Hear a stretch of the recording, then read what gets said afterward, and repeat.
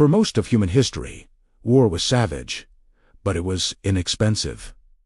Not inexpensive in moral terms. In logistical terms, armies were made up of men who already existed. Weapons were often tools they already owned. Campaigns were short, seasonal, and limited by food, distance, and weather. Kings didn't need accountants to wage war. They needed loyalty, horses, and patience. Then a single invention changed everything. Gunpowder didn't merely make war more lethal. It made war costly. And once war became costly, it stopped being a measure of bravery and became a test of financial endurance. Welcome to the financial timeline, where money, power, and history collide, and nothing is ever as simple as it seems. Before gunpowder, power was fragmented. Medieval Europe was a mosaic of lords, vassals, and obligations. Armies were temporary. Peasants were summoned, fought briefly, and returned home to harvest crops.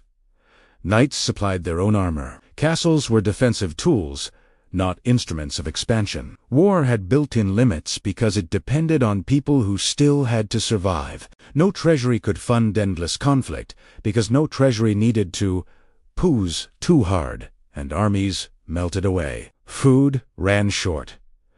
Loyalty splintered. The system enforced restraint without written rules. Then gunpowder arrived in Europe, quietly, during the late Middle Ages. At first, it seemed unimpressive. Early cannons were unreliable. Primitive firearms were slow and inaccurate. The traditional elite dismissed them as loud novelties. They were doblere. But not for the reason most people assume. Gunpowder didn't matter because it killed knights. It mattered because it destroyed the idea of cheap war. Cannons transformed siege warfare almost overnight. Stone walls that had protected cities for centuries collapsed under sustained fire. Fortifications had to be redesigned. Thicker, lower, angled. That meant engineers, materials, time, money. Firearms reshaped armies. Training a knight took decades. Training a musketeer took months, but only if the state could afford weapons, powder, logistics, and constant resupply. Battles were no longer decided by what soldiers carried. They were decided by what governments could deliver. War stopped being local. It became industrial. Standing armies replaced feudal levies. Soldiers were no longer farmers who fought occasionally. They were professionals who required year-round pay. Armies no longer dissolved after campaigns. They remained, drilled, and consumed resources, even in peacetime. Victory no longer belonged to the bravest. It belonged to whoever could keep paying. This marked the beginning of centralized power. Local lords couldn't afford cannons. Small kingdoms couldn't maintain modern fortifications. Feudal obligations couldn't fund permanent warfare. Only centralized states with stable revenue could survive. Gunpowder didn't just defeat castles. It defeated decentralization. And once rulers realized war now required money, a new problem emerged. Where to get it? Temporary taxes weren't enough. Emergency levies couldn't sustain permanent armies, so states made a radical shift. They normalized taxation. What had once been occasional became permanent. What had once been negotiated became assumed. Subjects no longer owed just loyalty. They owed money.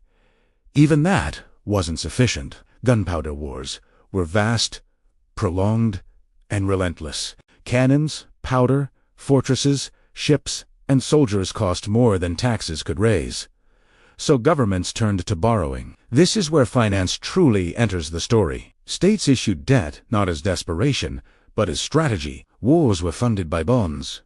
Credit became a weapon. Bankers replaced nobles as the ruler's most valuable allies. A ruler who could borrow could fight longer than a ruler who was more loved but less financed. War stopped being limited by people. It became limited only by credit, and that changed everything. Once war could be financed, it could outlast public tolerance. Costs could be spread over decades. Losses could be postponed. Inflation could quietly absorb part of the burden. Entire populations could be mobilized financially without ever stepping onto a battlefield. This is the birth of the modern state. Permanent taxation. Standing armies. Public debt. Centralized authority. None of this came from abstract theory. It emerged because gunpowder made the old way of fighting impossible. The human cost was enormous. Peasants paid higher taxes. Wages lagged behind prices. Inflation eroded savings. Debts outlived kings and were passed to generations who never voted for the war or lived through it. Yet the system survived because it worked. Gunpowder rewired the cost of war, and in doing so, it rewired the relationship between money and power forever. Once war became a permanent expense, states faced a dilemma they had never encountered at this scale. They couldn't fund it honestly. Raising taxes enough risked rebellion. Borrowing too much risked default. Reducing military spending meant falling behind rivals. So governments chose a quieter solution. They altered how the cost was felt. This is where inflation enters the story, not as accident, not as modern invention, but as structural response. Inflation had existed long before. Ancient rulers debased coins in emergencies, but those episodes were visible, dangerous, and short-lived. Push too far, and trust collapsed. Soldiers refused pay. Markets froze. Regimes fell. Gunpowder warfare changed the equation. Permanent war required costs to be spread quietly, gradually, and across people who might never see combat. Inflation did exactly that. Instead of extracting value openly through taxes, states extracted it indirectly by altering money's value. Instead of demanding more today, they demanded less tomorrow. The burden didn't vanish. It dissolved. Before gunpowder, inflation addressed events. After gunpowder, it managed systems. Gunpowder wars were not shocks. They were sustained drains. Cannons needed replacement. Powder spoiled. Weapons wore down. Fortresses required constant upkeep. Armies consumed resources every single day. Taxes couldn't keep up. Debt filled the gap. But debt brought another problem. Repayment. Inflation solved that too. As prices rose, the real value of debt fell. Governments learned, first slowly, then deliberately, that moderate inflation reduced war debts without formal default. Creditors were repaid nominally, but with diminished purchasing power. Political backlash was muted. The mechanism remained invisible. War became socially survivable. This is why inflation becomes persistent in gunpowder-era states. Not explosive, not hyperinflation, but steady erosion. Enough to relieve pressure, enough to buy time, enough to keep the system alive. Once this logic exists, it spreads. Military spending becomes permanent. Debt rolls forward. Inflation becomes tolerated, even expected. Financial systems evolve to manage these pressures, not eliminate them. Central authority strengthens, because coordination becomes necessary. This is the true legacy of the gunpowder economy. Not just bigger wars, but financialized war. Violence no longer required immediate consent. It required liquidity. Political resistance could be outlasted. Costs could be deferred. Sacrifice could be generalized rather than targeted. Society changed.